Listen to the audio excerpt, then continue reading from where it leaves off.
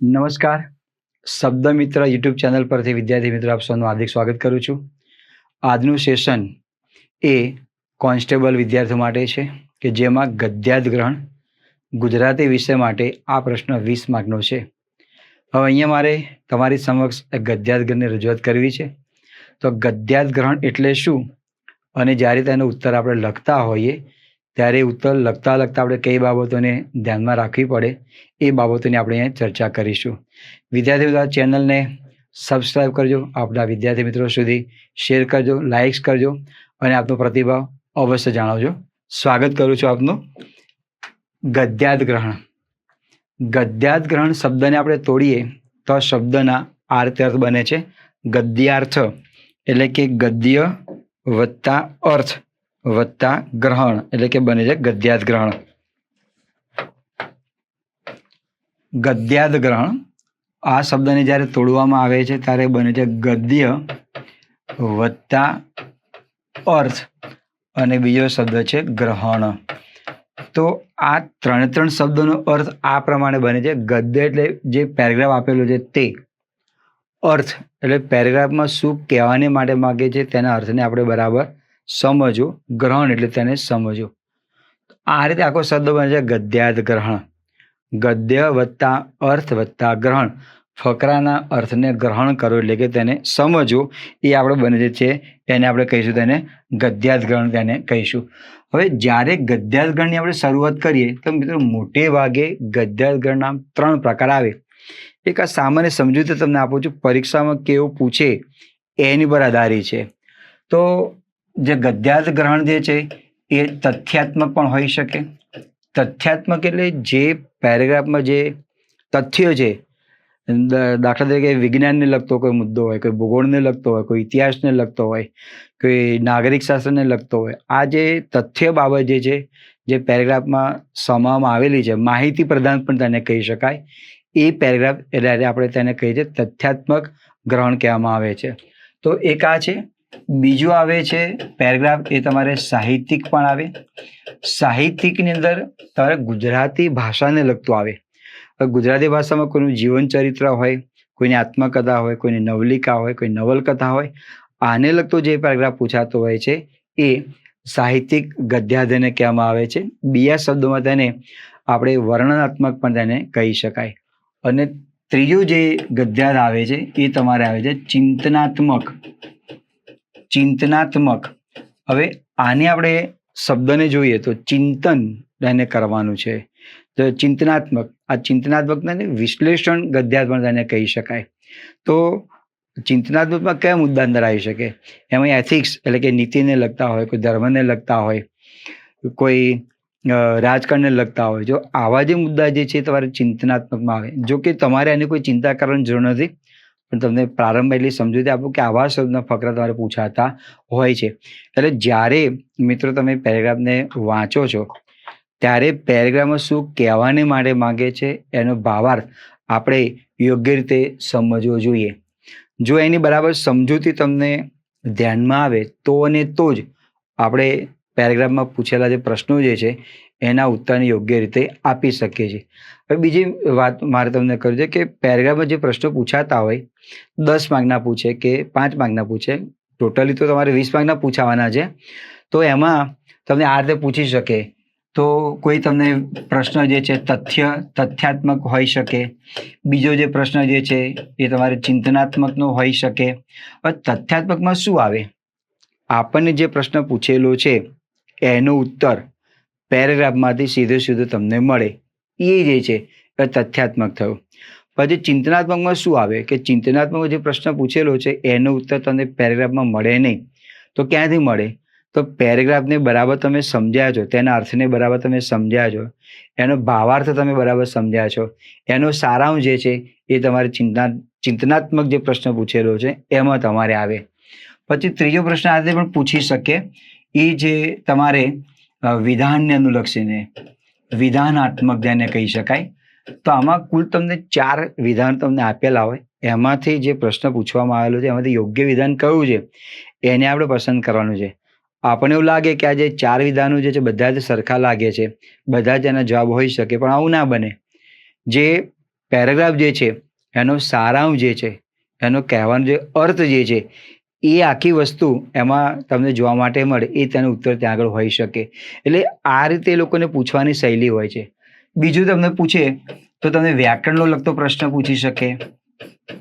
વ્યાકરણમાં કેવા શબ્દ આવે? સમાનાર્થીનો હોય, વિરોધાર્થી હોય, શબ્દ સ્વર એક શબ્દ આપેલો હોય, ક્યાંક વળી સમાસ પૂછી નાખેલો હોય, ક્યાંક એવો અલંકાર પૂછી નાખેલો, આવું તમને જોવા માટે મળે. ક્યાંક તમને સંધિ પણ પૂછી શકે.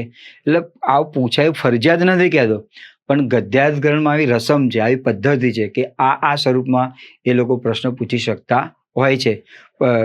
મે બી પોસિબલ બની શકે, ન પણ તમને પૂછે, પણ પૂછી શકે તો આપણે વિરોધ ના નોંધાવી શકીએ કે કેમ તમે વ્યાકરણ પૂછ્યું.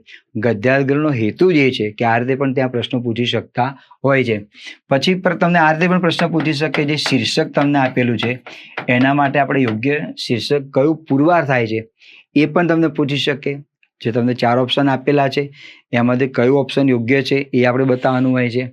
અને પછી જે છે એ તમને એનો સારાંશ, આમ જે ગદ્ય આપેલું છે તેમાં શું કહેવાને માટે માગે છે, આવો સારાંશ એમાંથી આપણે સાબિત કરવાનો હોય છે. આ થયું ગદ્યાર્થગણની આખી એક પદ્ધતિ થઈ. આપણે શું કરીએ છીએ, ગદ્યાર્થગણને બિલકુલ એકદમ જેને કહેવાય કે ચિંતામુક્ત તેને લઈ લઈએ છીએ. આપણને એવું લાગે કે આ તો આવડે, સારી બાબત કહેવાય, આવડવું જ જોઈએ. પણ પરીક્ષામાં ક્યારેક આપણને અસમંજસમાં મૂકી શકે કે આ વિકલ્પ આવે, આ વિકલ્પ આવે, કયો વિકલ્પ આવે. એટલે આ બાબતને આપણે ત્યાં સમજવી જરૂરી છે. તો અહીંયા એક દોસ્તો તમને ઉદાહરણ દ્વારા તમને સમજાવું છું. અહીંયા જે મારો જે ગદ્યાર્થ જે છે એ સાહિત્યિકને લગતો છે. અહીંયા સાહિત્યને લગતો આ તમને ગદ્ય બતાવું છું. એનું સૌથી પહેલાં તમે વાંચન કરો, યોગ્ય રીતે તેને અર્થને ગ્રહણ કરો. ત્યાર પછી જે પ્રશ્નો પૂછેલા છે એ પ્રશ્નો તમે વાંચો. ગદ્યાર્થ વાંચ્યો, પ્રશ્નાર્થ વાંચ્યો. હવે ત્યાર પછી તમે આન્સરને પસંદ કરો છો. એટલે બહુ ઉતાવળ ન કરતા કે જેના કારણે આપણો વિકલ્પ આખો ખોટો પડે.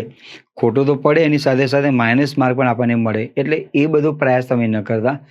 સમજી વિચારી અને તેનો ઉત્તર લખવાનો પ્રયાસ આપણે કરો. ઘણી વખત આપણને લાગે કે આમાં બી ઉત્તર સાચો છે, પણ જ્યારે રાઉન્ડ કરતા હોય ને તો બીના બદલે સીમાં થઈ જાય, એમાં થઈ જાય.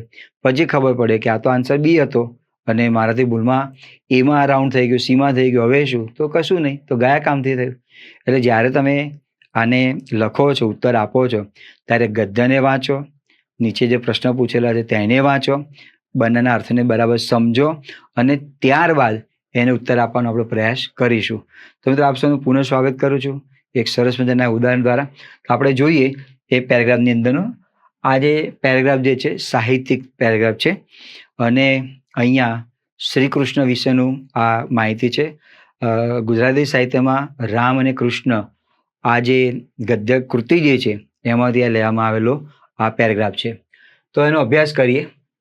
એટલું જ પરાક્રમ, એટલી જ આ જન નિપાત છે જે ભારવાચક બતાવે છે. એટલું જ પરાક્રમ, એટલી જ પિતૃભક્તિ, પિતૃભક્તિ, ગુરુભક્તિ, દાંપત્ય પ્રેમ. પિતૃભક્તિ તત્પુરુષ સમાસ થાય. પિતાની ભક્તિ, ગુરુ ભક્તિ, ગુરુની, ગુરુ પ્રત્યે, પિતા પ્રત્યે તત્પુરુષ સમાસ થાય. દાંપત્ય પ્રેમ એટલે પતિ પત્ની, આ દ્વંદ્વ સમાસ થાય.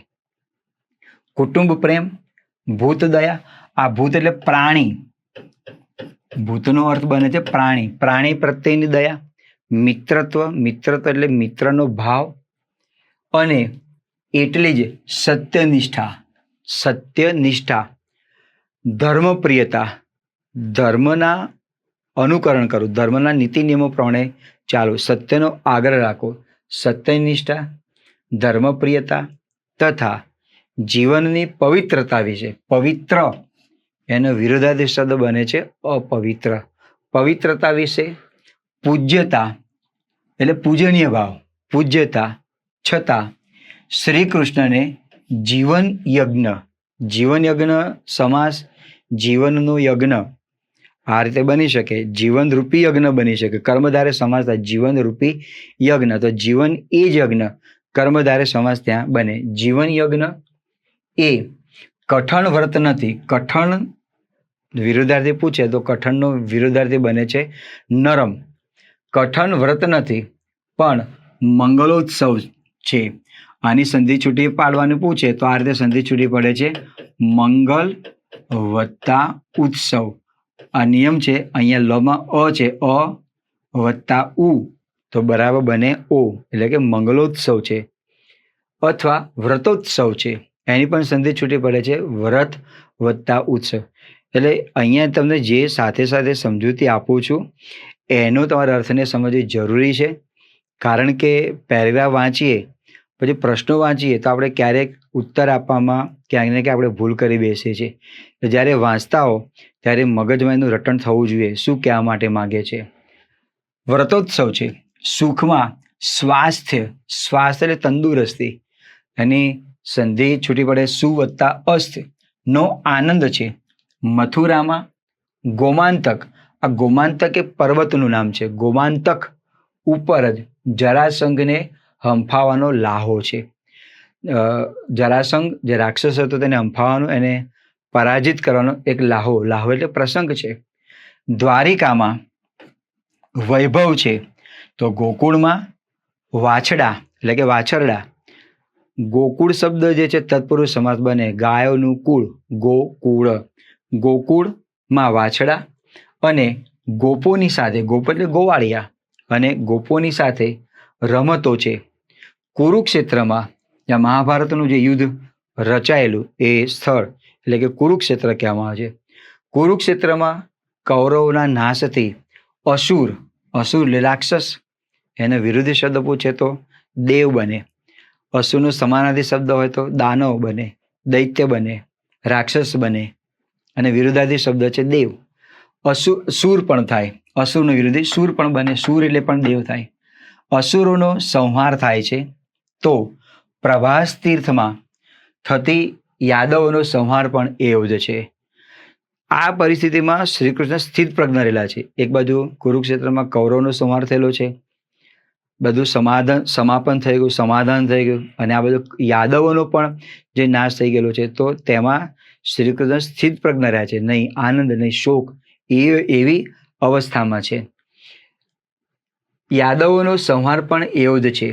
એકનો શોક કરવાની જરૂર નથી. શોક એટલે દુઃખ, વિરોધાર્થી શબ્દ હોય તો આનંદ.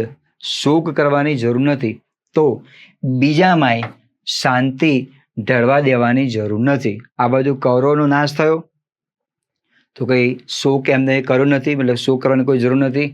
અને આ બાજુ યાદવ કુળનો નાશ થયો, તેમને શાંતિ ઢળવા દેવાની જરૂર નથી, એટલે કે એમાં પણ આક્રમક બન્યા નથી.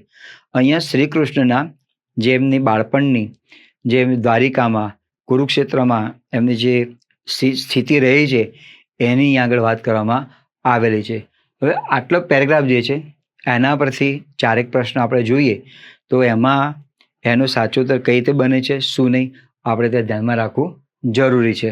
તો આપણે જોઈએ એના પ્રશ્નોની અંદર. તો પહેલો પ્રશ્ન આપેલો છે કે શ્રી કૃષ્ણને જીવન યજ્ઞ એ કઠણ વ્રત નથી, કારણ કે. હવે આ જે ઉત્તર છે મિત્રો એ તમને પેરેગ્રાફમાંથી ક્યાંય જોવા માટે મળશે નહીં. એટલે કે આ એ ઉત્તર છે ચિંતન, જે મતલબ કે તમે જે પેરેગ્રાફ આપેલો છે એના અર્થને જો યોગ્ય રીતે તમે સમજ્યા હો તો અને તો જ આનો સાચો ઉત્તર આપણે લખી શકીએ, નહીં તો ન લખી શકાય. કારણ કે બેઠો જવાબ તમને આપેલા ફકરામાંથી મળતો નથી.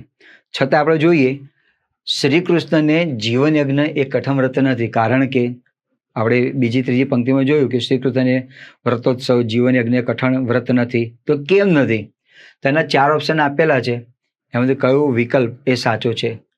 જીવનને ઉત્સવ તરીકે માણવું જોઈએ, જીવન જીવવું ખૂબ કઠિન છે, કઠિન એટલે અઘરું, તેઓ વૈરાગ્ય ભાવથી જીવન જીવે છે અને તેઓને રાસલીલામાં જ રસ છે.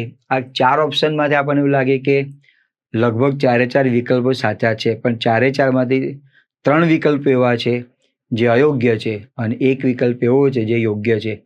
તો શા માટે શ્રી કૃષ્ણને જીવન યજ્ઞ કઠણ વ્રત નથી? કારણ કે જુઓ, શ્રી કૃષ્ણએ દુઃખની પરિસ્થિતિમાં કે સુખની પરિસ્થિતિમાં બધાને એક જીવન એક ઉત્સવ તરીકે જોયું છે.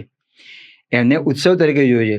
કંસને હરાવવાનો હોય, જરાસંઘને હરાવવાનો હોય, કે પછી તેને જે પૂતના નામની રાક્ષસી હતી તેને એમનું હત્યા કરવા માટે આવી હોય, કે કોઈ પણ સ્થિતિ હોય, દરેક સ્થિતિની અંદર આ સ્થિત પ્રજ્ઞ રહ્યા છે અને જીવનને એક ઉત્સવ તરીકે માણ્યું છે. તો આપણો સાચો ઉત્તર જે છે ને એ આવશે. કેમ જીવન યજ્ઞ કઠમ વ્રત નથી માન્યું? કારણ કે જીવનમાં કોઈ પણ ઘડી હોય, આ દરેક ઘડીને એક આનંદથી ઉજવવામાં આવે તો જીવનની આનંદોત્સવ છે. એટલે સાચો ઉત્તર આપણો આવશે, કારણ કે જીવનને ઉત્સવ તરીકે માણવું જોઈએ. હર પળ હર ક્ષણ જીવન એક ઉત્સવ તરીકે છે, એટલે કે સદાય આનંદમાં રહેવું જોઈએ. અહીંયા ભાવ્યું. હવે બી ઓપ્શન નથી આવતું, કારણ કે જીવન જીવવું ખૂબ કઠિન છે. તો એ આપણને લાગે કે આ ઉત્તર અંદર આવે ને જીવન યજ્ઞ. ના, કારણ કે શ્રી કૃષ્ણના મત પ્રમાણે જીવન જે છે એક ઉત્સવ તરીકે માણવું જોઈએ. એટલે જીવન જીવવું ખૂબ કઠિન છે આવે નહીં. વૈરાગ્ય ભાવથી જીવન જીવે છે? ના, શ્રી કૃષ્ણ ક્યારે વૈરાગ્ય ભાવથી જીવન જીવ્યા નથી. બહુ આસક્તિની પણ ભાવના નહોતી. અને તેઓને રાસલીલામાં જ રસ છે? ના, જ્યાં એમને કુરુક્ષેત્રના મેદાનમાં જુઓ, જ્યાં જેવી સ્થિતિ હતી એ સ્થિતિ પ્રમાણે તેમને કામ કરેલું છે. ગોપીઓની સાથે રાસલીલા પણ રમેલા છે. કુરુક્ષેત્રના મેદાનમાં પણ એમની જે સ્થિતિ છે જે બદલાઈ છે. અને અર્જુનને ઉપદેશ આપવાનો હોય તો પણ એમની સ્થિતિ ત્યાં આગળ બદલાયેલી છે. એટલે આપણો સાચો ઉત્તર જે છે એ આવશે, જીવનને ઉત્સવ તરીકે માણવું જોઈએ. બીજો પ્રશ્ન છે, કૃષ્ણના જીવનમાં કયા વ્રતને સ્થાન નથી? કયું વ્રત જે છે એમને જીવનમાં સ્થાન નથી? પિતૃભક્તિનું વ્રત, ગુરુ ભક્તિ, સત્યનિષ્ઠા, વાછડા અને ગોપોની સાથે રમતો રમવાનું, સુખમાં સ્વાસ્થ્યનો આનંદ માણવાનું અને દ્વારિકાના વૈભવ પ્રત્યે મિથ્યાભિમાન. દ્વારિકા એવું કહેવાય છે કે આપણને ખ્યાલ છે કે દ્વારિકા એટલે સોનાની આ નગરી હતી. તો એમાંથી કયું ઓપ્શન સાચું છે કે કયા વ્રતને સ્થાન નથી? તો જે પેરેગ્રાફ જે છે એમાં આ વ્રત આપેલું છે. પિતૃભક્તિ, ગુરુ ભક્તિ, દાંપત્ય પ્રેમ, કુટુંબ પ્રેમ, ભૂતદયા, મિત્રત્વ, આ બધું ત્યાં આપેલું છે. એટલે આ વ્રત તો છે જ, એટલે આ ઓપ્શન ત્યાં આગળ આવશે નહીં. વાછરડા અને ગોપોની સાથે રમતો રમવાનું એ પણ વ્રત છે. ગોવાળિયા સાથે એમ બનીને રમેલા છે અને વાછરડા સાથે પણ એ રમેલા છે મુક્ત મને, એ પણ આવશે. સુખ હોય ત્યારે સ્વાસ્થ્યનો આનંદ માણવાનું, સ્વાસ્થ્ય એટલે તંદુરસ્તી, એનો આનંદ માણવાનું, આ પણ તેમનું વ્રત છે. આમાંથી કયા વ્રતને સ્થાન નથી, એટલે કઈ બાબતને માનતા નથી? તો સાચો ઉત્તર આપણો ડી છે, દ્વારિકાના વૈભવ પ્રત્યે મિથ્યાભિમાન. દ્વારિકા સોનાની નગરી હતી છતાં પણ તેમના મનમાં કોઈ પણ જાતનું મિથ્યાભિમાન હતું નહીં.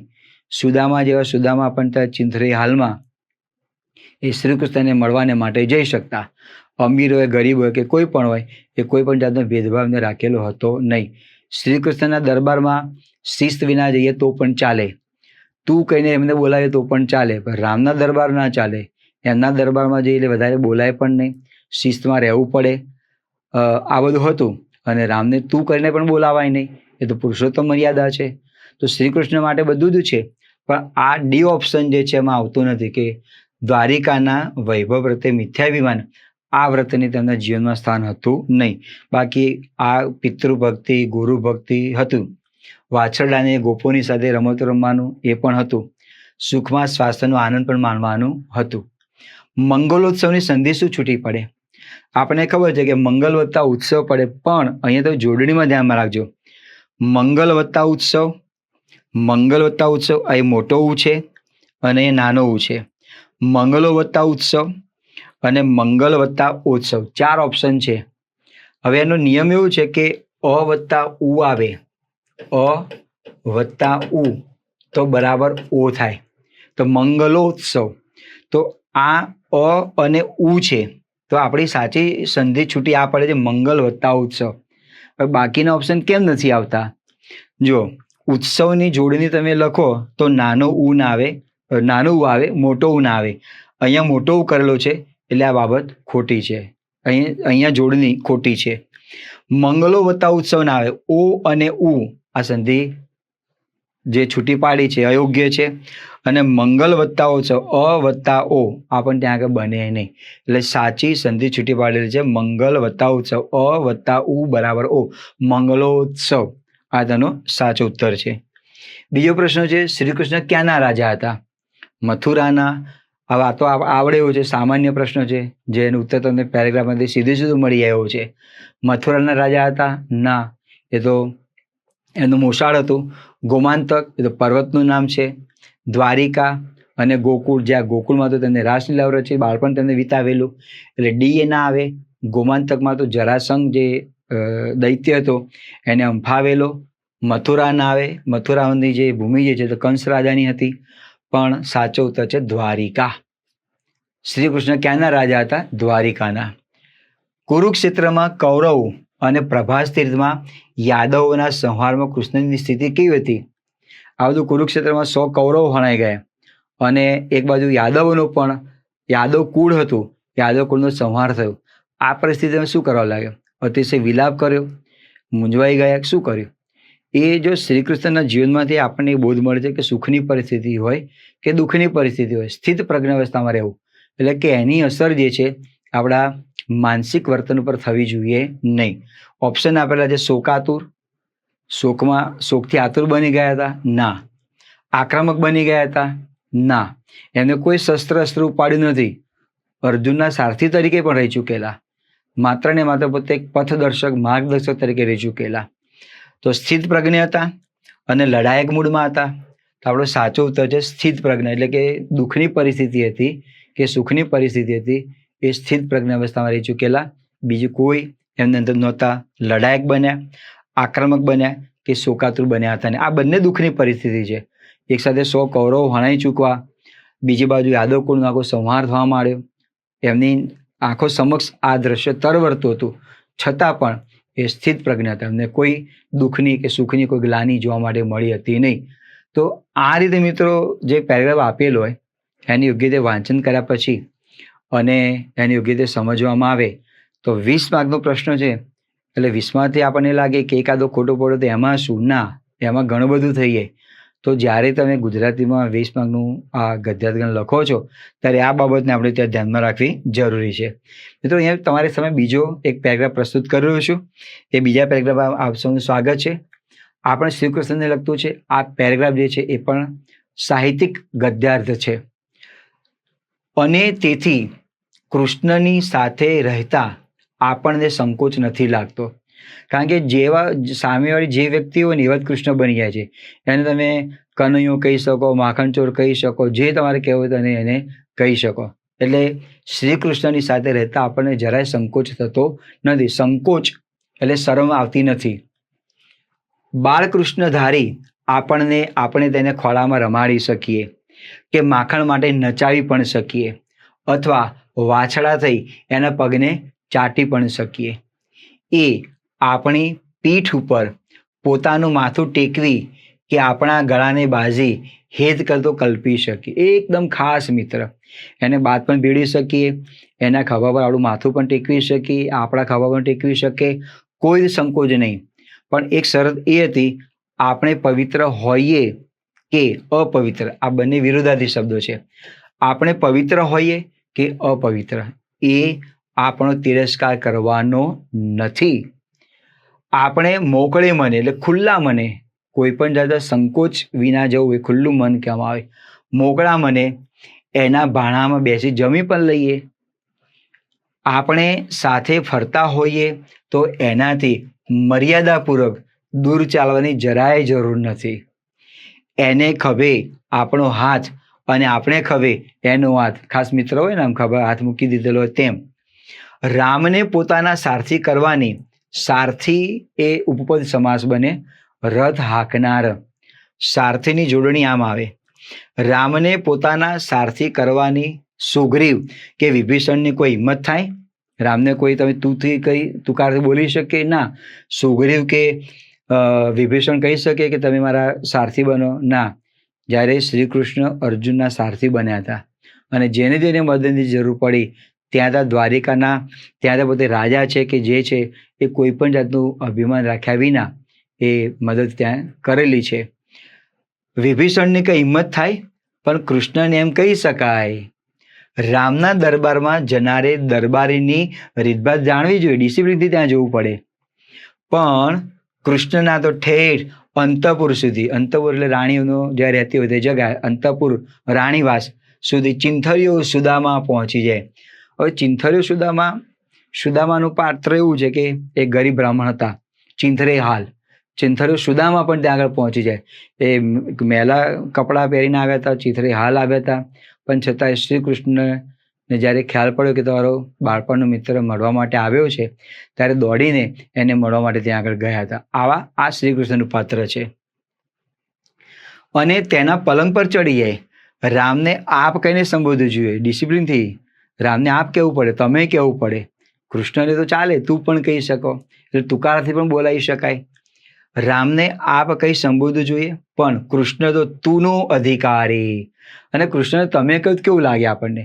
આપણે તું જ કહે તો મજા આવે કે હા તો મારો પરમ મિત્ર છે. તુંનો અધિકારી. કૃષ્ણની ભક્તિનો રસ આપણે એના દાસ થઈને ન લઈ શકીએ. કૃષ્ણની ભક્તિ જે છે, દાસ બનીએ તો આપણને એનો જે પ્રેમ જે છે ના મળે. મીરાબાઈએ તો એ કહ્યું કે મેં તો જન્મ જન્મ કી દાસી. નરસિંહ મહેતા પણ દાસ તરીકે રહેલા, દયારામ પણ રહેલા. પણ જો ખરેખર એનો જે પ્રેમ મેળવવો છે તો મિત્ર ભાવથી મળી શકે. દાસીના બદલે દાસ ભાવ, મિત્ર ભાવથી તમને મળે. ઉદ્ધવ જેવો કોઈ દાસ થવા જાય તો તે પણ ઠેઠ એના હૃદય સુધી પહોંચનારો વિશ્વાસુ મિત્ર બનીએ. ઉદ્ધવ જે પાત્ર જે છે બહુ જ વિદ્વાન વ્યક્તિ છે, અને એમને ઉદ્ધવ જો પાત્ર હોય અને જો કોઈ દાસ થઈને એમની સેવા કરવા માટે જાય તો હૃદય સુધી તેને પહોંચાડેલા છે. સમાનતા સિવાય બીજો હક એ માને જ નહીં ને. ગરીબ હોય ગમે તે હોય, ભરવાડ હોય કે ગોવાળીઓ હોય કે ગમે તે હોય, એ બધા આપણા જ છે. ચિથરેહાલ, સુદામા જેવા ચિથરેહાલ આવેલા છતાં પણ પોતાની સાથે બેસાડેલા. કોઈ જ એવું નહીં, બધાની સાથે સબભૂમિ ગોપાલ કે એમ કરીને જેવા છે એની સાથે એ ત્યાં રહેલા છે. સમાનતા સિવાય બીજો હક એ માને જ નહીં. હકનો વિરોધાર્થી શબ્દ બને છે ફરજ બને. કૃષ્ણના દરબારમાં એક જ જાજમ હોય, એની ત્યાં ડાબે હાથે અમુક અને જમણે હાથે બીજો, એવો શિષ્ટાચાર એના દરબારમાં હોતો નથી.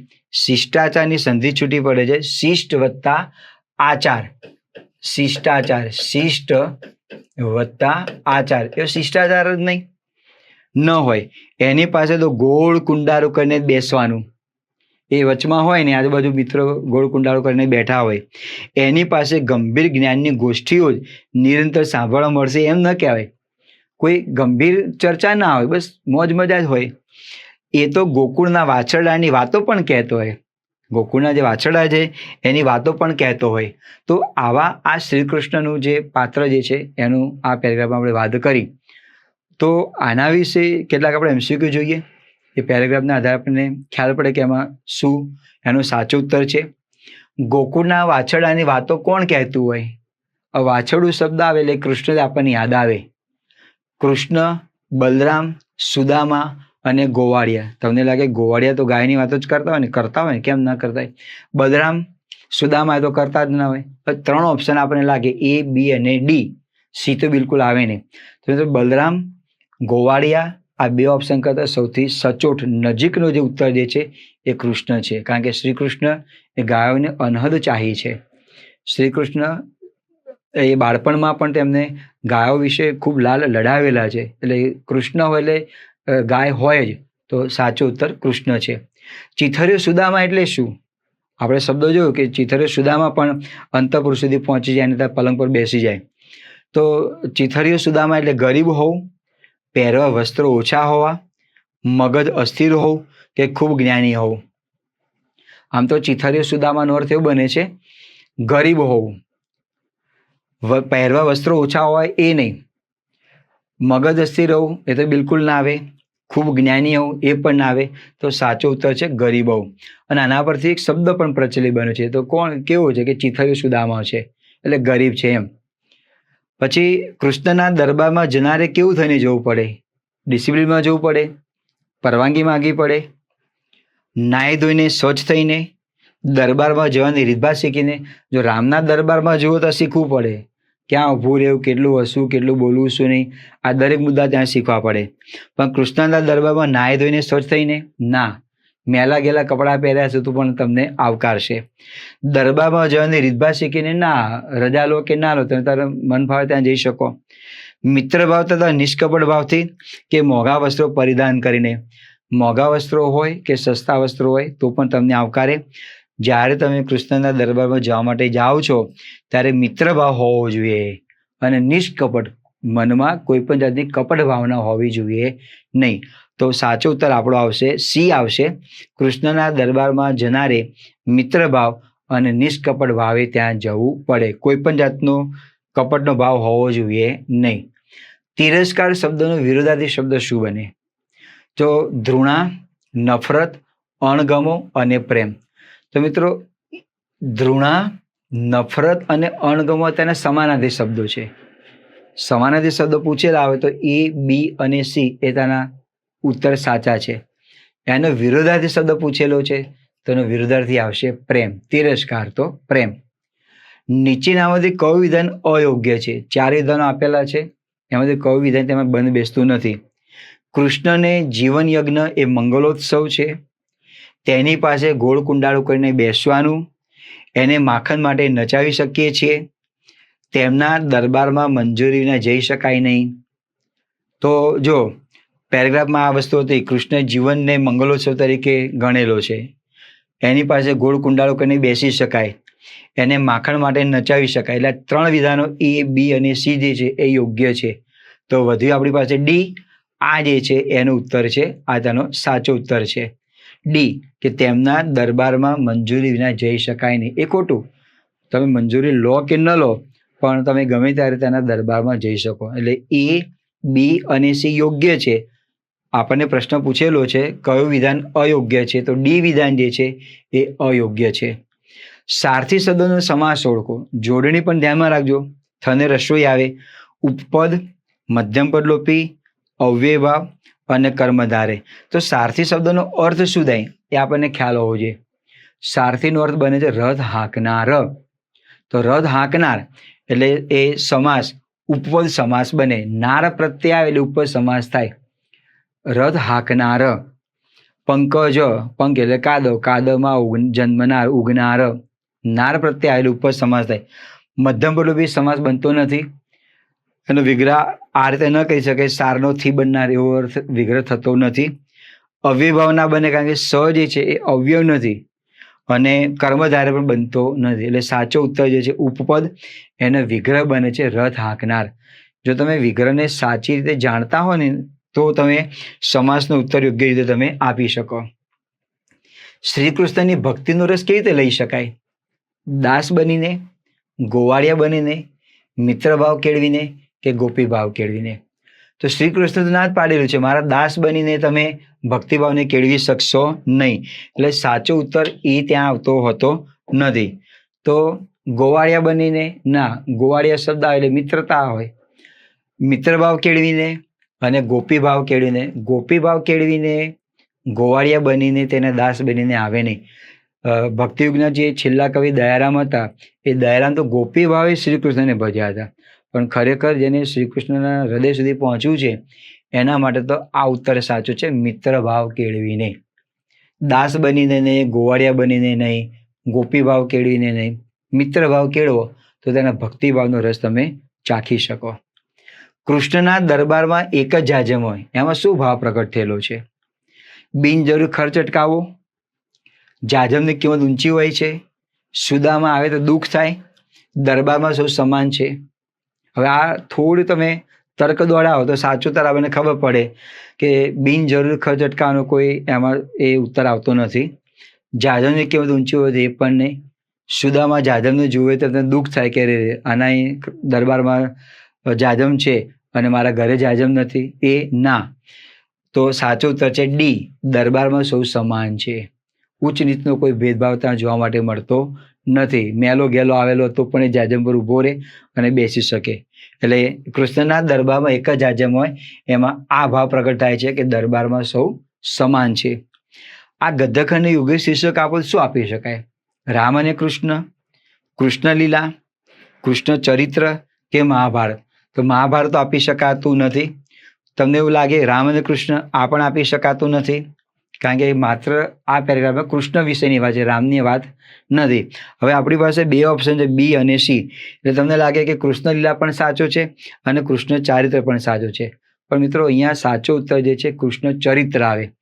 આ કૃષ્ણના જીવન ચરિત્ર વિશેનો પેરેગ્રાફ છે, કૃષ્ણની લીલા વિશેનું પેરેગ્રાફ ત્યાં છે નહીં.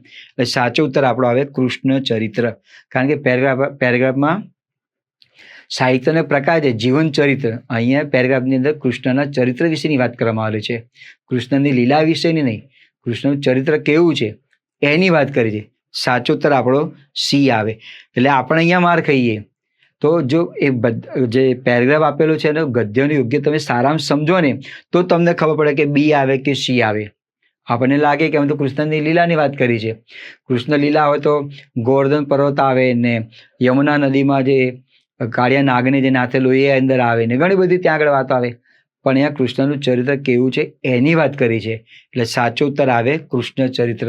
એટલે દોસ્તો પેરેગ્રાફને બરાબર સમજીએ તો આવા પ્રશ્નો જ્યાં માર ખાવાનું આવે ત્યાં આપણે માર ખાઈ શકીએ નહીં. એટલે જે પેરેગ્રાફનો સારાંશ એનો જે અર્થ જે છે એને આપણે યોગ્ય રીતે સમજવું ત્યાં જરૂરી છે. શ્રીરામનું વ્યક્તિત્વ કેવું નથી. હવે શ્રીરામ વિશે તો ગદ્યમાં કશું છે નહીં, પણ પ્રશ્ન તે પૂછી શકે. કારણ કે આપણે જ્યારે કૃષ્ણને યાદ કરીએ ત્યારે રામને પણ યાદ કરીએ છીએ, રામને યાદ કરીએ ત્યારે શ્રી કૃષ્ણને પણ આપણે યાદ કરીએ છીએ. અપવિત્ર છે, મર્યાદા પુરુષોત્તમ છે, ધર્મનિષ્ઠ છે કે નિષ્પક્ષપાતી છે. તો એ મુદ્દો તો આવતો નથી, અપવિત્ર નથી. હવે આપણી પાસે બી, સી અને ડી છે. તો ધર્મનિષ્ઠ તો હતા જ, નિષ્પક્ષપાતી એ પણ હતા. એમને વનવાસ કરીને પછી સીતાજીને અયોધ્યામાં પાછા ફર્યા તો પણ એમને એક મહેણાના કારણે એમને ત્યાગ કર્યો હતો. જેની જે એમને સજા કરવાની હતી એ યોગ્ય ન્યાયને તોડ્યો હતો. એટલે નિષ્પક્ષપાતી પણ હતા, ધર્મનિષ્ઠ પણ હતા. તો શું સી અને ડી બંને ઉત્તર સાચા છે? ના. આ ધર્મનિષ્ઠ વત્તા નિષ્પક્ષપાતી આ બંનેને તમે પ્લસ કરો તો આપણને જવાબ આ મળે છે, મર્યાદા પુરુષોત્તમ. અને આ તો તમને એમને આવડી આવ્યું છે કે શ્રીરામ પાત્ર એટલે મર્યાદા પુરુષોત્તમ, પુરુષમાં ઉત્તમ, પુરુષમાં જે શ્રેષ્ઠ છે તે. તો આ રીતે મિત્રો તેના પ્રશ્નનો ઉત્તર આપણે ત્યાં આપી શકાતો હોય છે. એટલે જ્યારે તમે ઉત્તર આપવાનો પ્રયાસ કરો ત્યારે ઉતાવળ કર્યા વિના અને પેરેગ્રાફને બરાબર સમજી અને તેનો ઉત્તર આપવાનો તમે ત્યાં આગળ પ્રયાસ કરી શકો છો. તો દોસ્તો આ રીતે ગદ્યાર્થ જે કોન્સ્ટેબલ માટે 20 માર્કનો પૂછાય છે એનો આપણે અહીં એપિસોડને તમારા સમક્ષ પ્રસ્તુત કર્યો છે. તો ચેનલને સબસ્ક્રાઈબ કરજો, તમારા મિત્રો સુધી શેર કરજો અને જેના કારણે આવનારા નજીકના સમયમાં આવનારા વિડીયો વિશે તમને માહિતી મળી શકે. આપશોનો ખૂબ ખૂબ આભાર. જય હિન્દ, જય જય ગરવી ગુજરાત.